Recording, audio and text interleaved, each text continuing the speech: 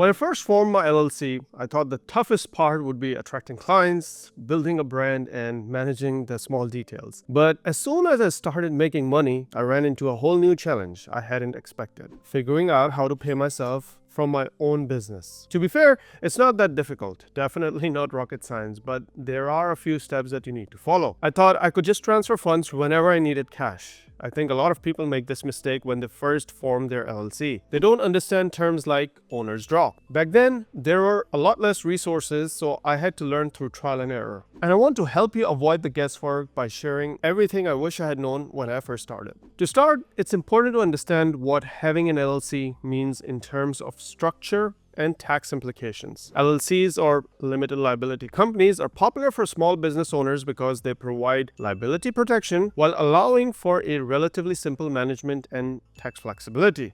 Unlike C corporations, which face double taxation, where both the corporation and the owner pay taxes on the profit, LLCs have pass-through taxation. This means that all income from business passes through directly to the owner's personal tax returns, avoiding a second layer of tax. For instance, let's say you own a business that made $100,000 in profit. As an LLC, you wouldn't pay corporate tax on that income, only your personal income tax. However, you're still responsible for self-employment taxes, which cover Social Security and Medicare. So if you have $100,000 in profit, you'll be looking at a 15.3% self-employment tax on top of your personal income tax, bringing your total tax obligation to roughly 30% of your income. Now that we have the basics out of the way, the first step, of course, is to set up your LLC through your state. I'm in Texas, and it took me roughly 20 minutes to set up mine. Once you have set up your LLC with your state, the next step is to apply for an EIN from the IRS website. It's a simple process. Just head to the website, fill in the details, and click submit. It usually takes 2 to 6 weeks to get your EIN. In my case, after 3 weeks, I called the IRS, and